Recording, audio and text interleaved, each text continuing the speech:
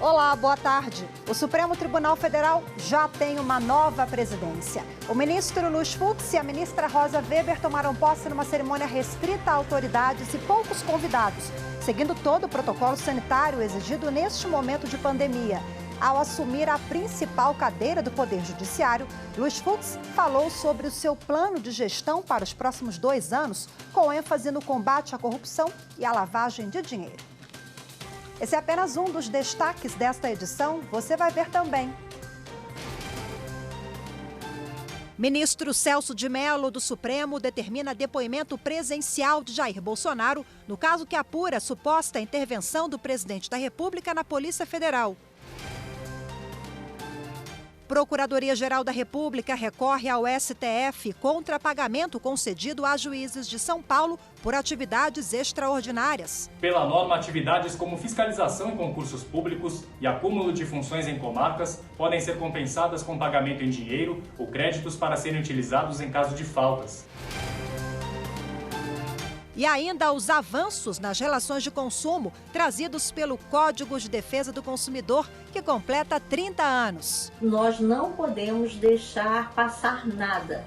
Todos os nossos direitos nós temos que primeiro negociar com as empresas. Não tendo negociação, então nós temos que entrar na justiça.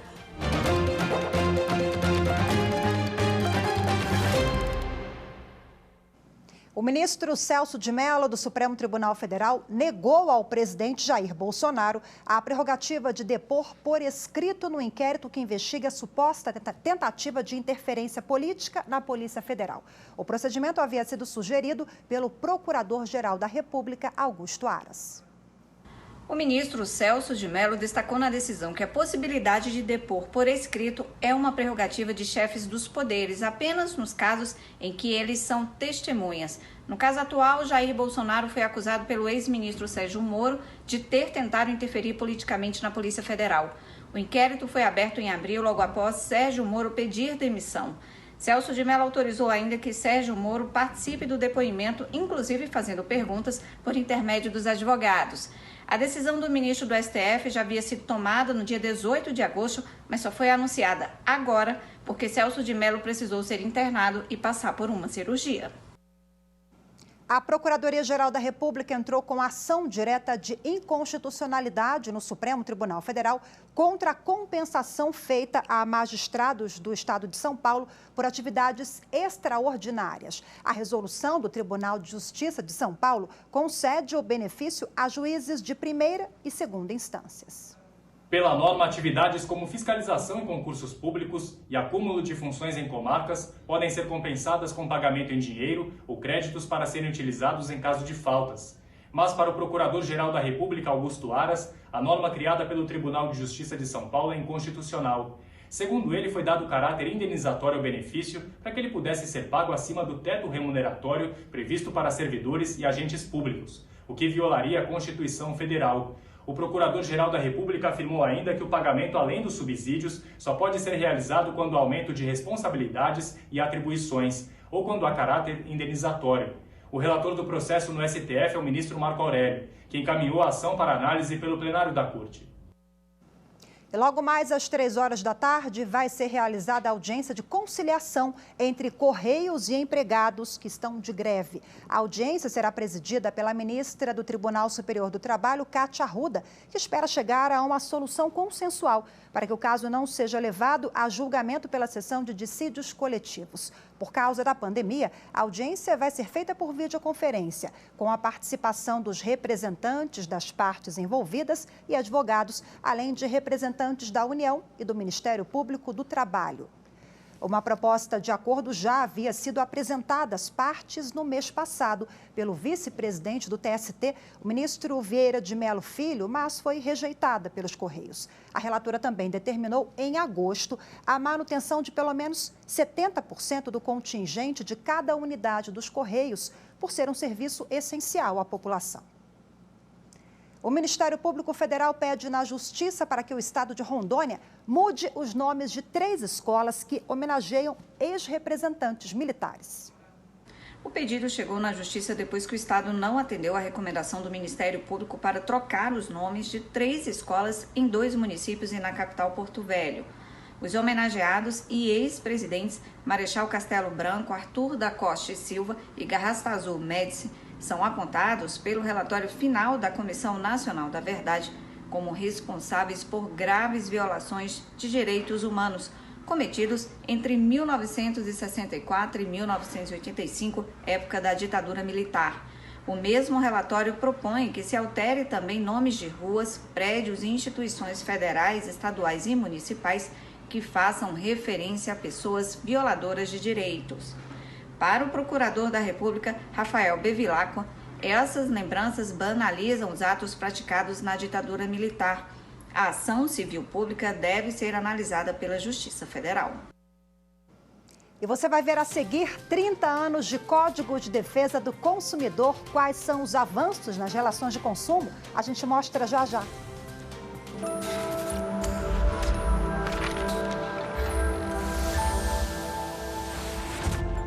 No campo penal, uma das maiores inovações promovidas pela Constituição de 1988 foi a introdução do artigo 93, em seu inciso 9º, que diz que toda decisão judicial deverá ser fundamentada, devidamente fundamentada. Isso faz com que injustiças sejam evitadas, pois, tecnicamente, o julgador deve explicar o porquê aquela decisão está sendo tomada.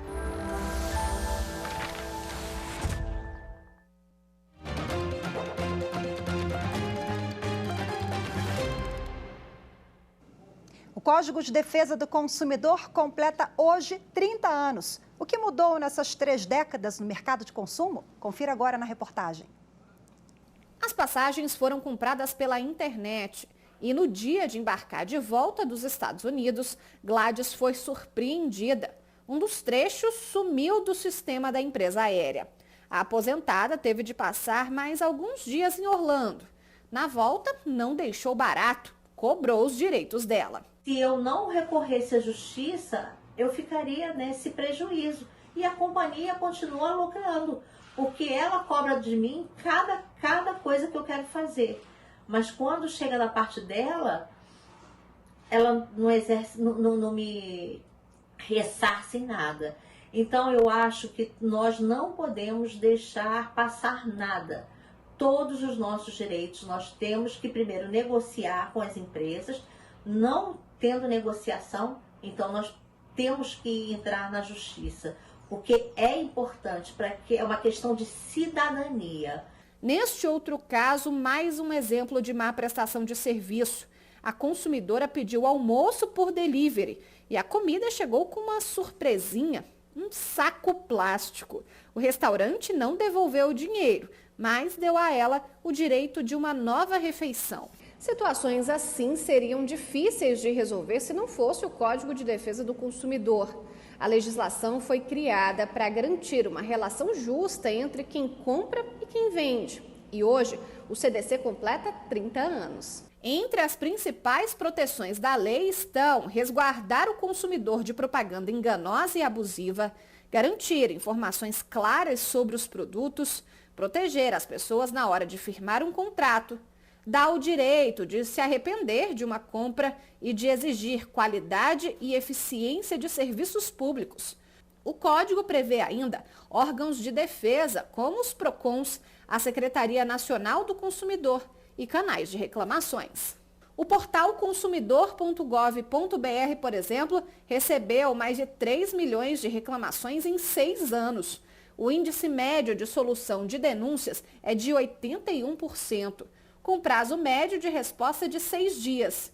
O canal é uma forma de resolver problemas com produtos e serviços sem a necessidade de entrar com ações na justiça. A gente sabe que nesse mundo, do consumo, tem grandes empresas, grandes estruturas, grandes bancas de advogados, do outro lado, geralmente um consumidor sozinho, hipossuficiente, vulnerável, e que com o CDC ele conseguiu ter essa paridade, esse equilíbrio de brigar pelos seus direitos. E a gente continua falando sobre os 30 anos do Código de Defesa do Consumidor, agora ao vivo pelo Skype com o diretor do Departamento de Proteção e Defesa do Consumidor, Pedro Aurélio de Queiroz. Boa tarde, seja bem-vindo, muito obrigada pela sua disponibilidade. Boa tarde a todos e a todas, boa tarde, Rafaela. É um prazer muito grande falar sobre o Código de Defesa do Consumidor, né, numa data tão importante que são esses 30 anos agora da publicação do Código de Defesa do Consumidor, uma data a ser celebrada e muito importante para todos nós. Representou, sem dúvida nenhuma, um marco, mudou as relações de consumo, né? Mas ela veio antes, a aprovação veio antes do advento da internet, digamos assim, da popularização da internet. Agora, com a pandemia, isso se intensificou, as pessoas estão comprando muito via comércio eletrônico. Como o código, vocês vêm se adaptando para garantir a segurança do consumidor em meio a essa novidade no mercado? Rafael, essa é uma questão muito interessante, porque o Código de Defesa do Consumidor, ele é anterior não só à internet, né? Ele é anterior à própria telefonia móvel. A primeira ligação de um telefone móvel no Brasil foi feita em dezembro de 1990, ou seja, logo após a publicação do CDC. E é curioso que, logo depois, né, do CDC, eu costumo dizer que o CDC, ele, na verdade, ele foi pego no contrapé, porque tanto da revolução tecnológica, que veio posteriormente, né, como pelo surgimento da internet, da telefonia móvel, das privatizações. Então, o código ele teve que ser reinterpretado, se reinventar, né, por meio dos operadores, tanto do direito como do Sistema Nacional de Defesa do Consumidor, né, que é integrado tanto pela Secretaria Nacional do Consumidor, a Senacom, pelas defensorias, pelos PROCONs, pelos Ministérios Públicos, né? Então, pelas associações. Então, nós temos um esforço conjunto e, nesse sentido, a Senacom tem tomado uma série de medidas, né, que se agravaram, inclusive, agora no período da pandemia, para fazer valer o Código de Defesa do Consumidor em relação ao comércio eletrônico. Então, eu destacaria aí duas frentes, que é uma frente mais preventiva e outra repressiva, né? A parceria que nós temos feito aí para implementação de algumas medidas em termos de segurança, combate à sonegação, combate à pirataria na internet, contra crimes também de propriedade intelectual e sonegação, em conjunto com o Conselho Nacional, né, de Combate à Pirataria. Conseguimos estabelecer em conjunto com as empresas de comércio eletrônico, na verdade, um guia de boas práticas, né, uma espécie de corregulação em que a Senacom participa supervisionando essas atividades, né? Inclusive, editamos uma nota técnica sobre o tema, dizendo da importância e da aplicação do Código de Defesa do Consumidor à internet, né? Então, não existe dúvida quanto a esse tema. E mais recentemente nós tivemos a publicação aí do decreto do Mercosul e as empresas vão ter que se adaptar às novas regras que estão sendo implementadas em relação ao comércio eletrônico. Agora, duas questões e uma pergunta. O consumidor ele está mais consciente dos seus direitos, está maduro em relação aos seus deveres e direitos também. E outra questão, em que nós precisamos avançar ainda mais para dar efetividade? Hoje as pessoas procuram mais o PROCON e não a Justiça. Desculpa, doutor Pedro, só um adendo aqui. As pessoas procuram a Justiça primeiro e não procuram o PROCON e acabam judicializando questões que poderiam ser evitadas, né? Mas vamos falar sobre a maturidade do consumidor. Perfeito, eu vou responder a primeira pergunta.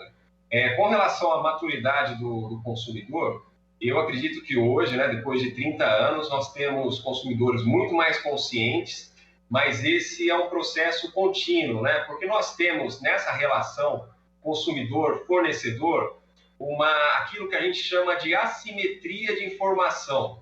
Basicamente, uma diferença do acesso à informação. Então, os consumidores precisam entender o que está se passando e precisam conhecer os seus direitos, né? Então, eu acho que já evoluiu bastante, mas é um esforço muito grande da Senacom no sentido de produzir essa educação do consumidor continuamente. Isso é uma questão que é prioritária na Senacom e que objetiva justamente, né, conseguir equilibrar essa relação entre o consumidor e o fornecedor.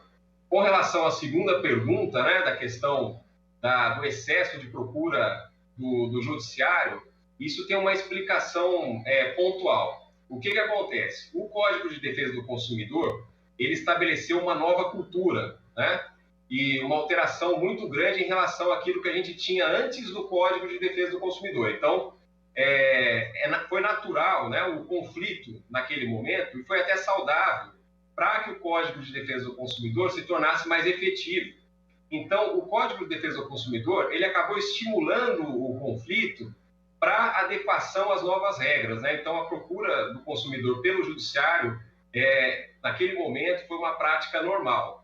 Nesse novo momento, nós temos, na verdade, várias plataformas e vários sistemas que objetivam retirar do judiciário esse excesso de ações, né? Então, no âmbito da Senacom, nós temos o consumidor.gov, que tem sido um sucesso, na verdade, tem sido assim, a taxa de resolução tem sido próxima a 80%, que é um meio preventivo, né, de solução de conflito entre o fornecedor e o consumidor, e que tem sido assim, extremamente efetivo e, basicamente, assim, nós temos praticamente 780 mil reclamações que foram resolvidas no ano passado e basicamente 600 mil processos deixaram de ser ajuizados, o que representou uma economia muito grande, né? 600 mil processos não é pouca coisa. Doutor Pedro, isso não tem preço, é sempre bom, a gente frisa aqui, né? Vamos conciliar, conciliar é legal, é o lema do CNJ, o Conselho Nacional de Justiça, né? E o nosso tema que rende, ficaríamos um programa inteiro, mas infelizmente o tempo é curto. Fica dado o recado, consumidor.gov, lá todas as informações, não é isso, doutor Pedro? Obrigada mais uma vez pela sua participação. Perfeito, eu que agradeço. Teríamos muito mais assuntos aqui para tratar, a questão do superendividamento, né? Então, mas em outra oportunidade, tenho certeza que o faremos. Agradeço a oportunidade. Certamente. Obrigada mais uma vez. E você vai ver no próximo bloco os detalhes da posse do novo presidente do Supremo Tribunal Federal, ministro Luiz Fux. Eu volto já.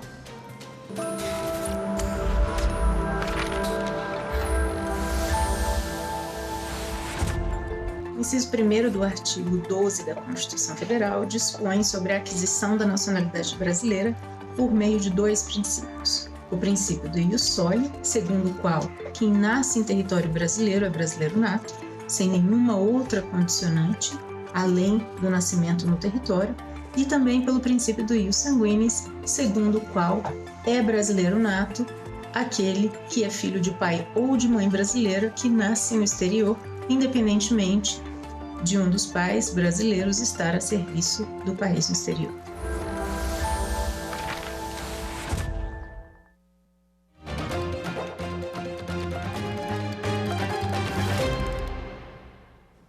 O ministro Luiz Fux já é o novo presidente do Supremo Tribunal Federal. A cerimônia de posse no plenário da Corte contou com a presença de autoridades e convidados. Foram adotadas medidas especiais de segurança sanitária para proteger a saúde de todos. Os poucos convidados para a posse chegaram pela tradicional rampa do Supremo Tribunal Federal. O presidente da República, Jair Bolsonaro, os presidentes da Câmara e do Senado, Davi Alcolumbre e Rodrigo Maia, o Procurador-Geral da República, Augusto Aras, o presidente do Conselho Federal da OAB, Felipe Santa Cruz, e os demais ministros da Corte. As medidas sanitárias contra a Covid-19 foram ainda mais rigorosas. No plenário, dos 250 lugares, apenas 1/5 foi liberado, garantindo o distanciamento social. Na bancada dos ministros e na mesa de honra, foram instalados acrílicos transparentes para que os espaços se tornassem individuais. Foram disponibilizados ainda álcool em gel em todas as posições. A cerimônia seguiu os ritos convencionais. O ministro Luiz Fux leu o termo de compromisso para o cargo de presidente do STF e do Conselho Nacional de Justiça. Bem e fielmente cumprir os deveres do cargo de presidente do Supremo Tribunal Federal e do Conselho Nacional de Justiça, em conformidade com a Constituição e as leis da República. Fux e Dias Toffoli assinaram a declaração de posse e trocaram de lugares na bancada do plenário. E como primeiro ato, a missão de empossar a vice-presidente da Corte, ministra Rosa Weber. Declaro empossada no cargo de vice-presidente do Supremo Tribunal Federal e do Conselho Nacional de Justiça, a eminente ministra Rosa Weber. No discurso, o ministro Marco Aurélio desejou sucesso na gestão da nova equipe. Dirigindo-me a Vossa Excelência em nome do Supremo, para desejar votos de êxito. A certeza de que, tendo ao lado a ministra Rosa Weber, vice-presidente, conduzirá o judiciário na direção correta, que é a da melhor realização da justiça, encarnada em nossa Constituição Federal. O Procurador-Geral da República, Augusto Aras, manifestou o apoio do Ministério Público Federal aos novos presidente e vice-presidente do Supremo. Vossa Excelência possui o meu respeito e o meu sincero apreço, e creio que o Ministério Público brasileiro compartilha todo ele deste mesmo sentimento. O presidente do Conselho Federal da Ordem dos Advogados do Brasil, Felipe Santa Cruz, lembrou da carreira de Luiz Fux na magistratura e dos desafios pela frente. Poucos magistrados podem se orgulhar de conhecer tão profundamente o Poder Judiciário. Certamente são tempos desafiadores. Já tive oportunidade de lembrar, nessa mesma tribuna da advocacia, que muito me honra hoje ocupar, que momentos de crise política e social testam o funcionamento das instituições. São essas instituições que têm garantido os avanços civilizatórios que alcançamos nas últimas décadas, justamente sob a égide da Constituição de 1988. E no primeiro discurso como presidente do Supremo Tribunal Federal, o ministro Luiz Fux falou sobre a responsabilidade de que é assumir a principal cadeira do Poder Judiciário brasileiro. Ele destacou pontos do seu plano de gestão para os próximos 2 anos, como proteção aos direitos humanos, a garantia da segurança jurídica e o combate à corrupção, ao crime organizado e à lavagem de dinheiro. Confira agora os principais trechos do discurso do novo presidente do Supremo Tribunal Federal. Decisões e Constituição. A despeito de nossas diferenças, é imperioso que tenhamos uma única concordância, uma espécie de consenso por justa posição, para a sobrevivência de uma sociedade plural, prometida no patamar do preâmbulo da Carta Maior. As discussões e soluções para o nosso país devem emergir do tecido da Constituição. A harmonia entre poderes. Meu norte será a lição mais elementar que aprendi ao longo de décadas no exercício da magistratura. A necessária deferência aos demais poderes, no âmbito de suas competências, combinada com altivez e vigilância na tutela das liberdades públicas e dos direitos fundamentais. Afinal, o mandamento da harmonia entre os poderes não se confunde nem com contemplação e nem com subserviência. Atuação do Judiciário. O Judiciário deve atuar movido pela virtude passiva, devolvendo à arena política e administrativa os temas que não lhe competem à luz da Constituição. Combate à corrupção. Não mediremos esforços para o fortalecimento do combate à corrupção que ainda circula de forma sombria em ambientes pouco republicanos em nosso país.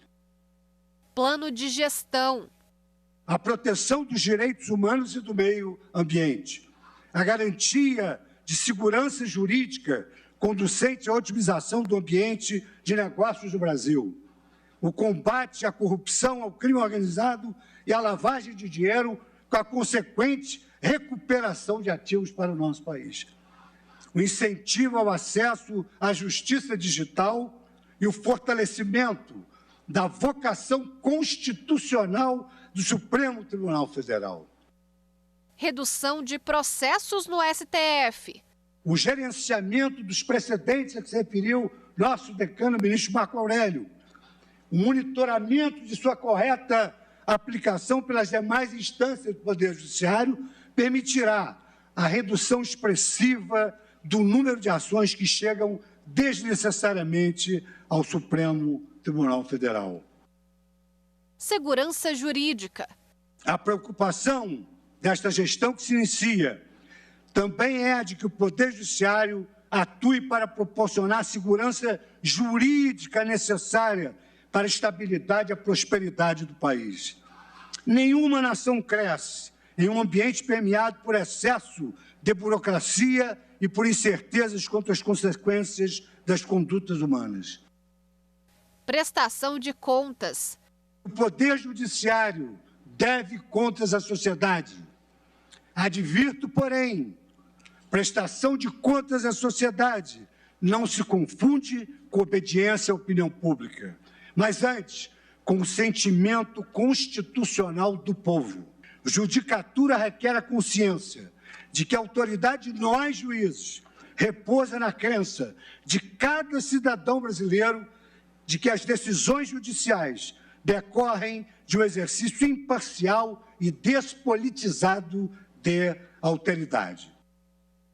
Dignidade da Corte. Meus queridos colegas, ministros do Supremo Tribunal Federal, de ontem, de hoje e de sempre, eu presto a profissão de fé de que não economizarei esforços para manter a autoridade e a dignidade desta Corte, conjurando as agressões lançadas pelos descompromissados com a pátria e com o povo do nosso país. Agora vamos mudar de assunto e falar de eleições 2020. Além dos servidores e dos mesários que trabalham no dia das eleições, a Justiça Eleitoral pode contar também com o apoio da Força Federal para garantir a normalidade da votação e assegurar a liberdade de voto. Está previsto no Código Eleitoral. É do TSE a competência de requisitar a Força Federal para garantir a tranquilidade no dia da votação. Isso, na prática, significa que o Tribunal Superior Eleitoral pode pedir ajuda das Forças Armadas para realizar as eleições, até a apuração dos resultados. É um trabalho na área de segurança, né, para garantir ao eleitor o exercício do direito de votar, e a outra forma é o que a gente chama de apoio logístico. Lugares em que a dificuldade de acesso é gigante, como em algumas aldeias indígenas e no Pantanal, por exemplo, esse apoio é fundamental. A urna eletrônica viaja por todo o canto do Brasil, vai até onde o povo está. Na véspera da eleição, ou o Exército ou a Aeronáutica pegam mesários, urnas e fazem o transporte da equipe até o local aonde a sessão eleitoral será instalada. Mas como o TSE fica sabendo quais são os lugares que precisam desse tipo de ajuda? É de responsabilidade do juiz eleitoral identificar essa necessidade e comunicar ao Tribunal Regional Eleitoral. A solicitação da Força Federal passa pelo governador do estado, que faz o pedido ao TSE. Cada caso é analisado em plenário. As questões operacionais e orçamentárias são definidas pelo Ministério da Defesa. No primeiro turno das eleições de 2018, a Força Federal chegou a 513 localidades de 11 estados. A maior parte desse apoio foi para o Piauí, seguido do Rio Grande do Norte e Maranhão. Assim é a vida da Justiça Eleitoral. Não importa o lugar. A viagem pode ser longa, difícil, mas faz o exercício da cidadania valer a pena. E a gente fica por aqui. Uma excelente tarde para você. Ótimo fim de semana. Até a segunda. Tchau, tchau.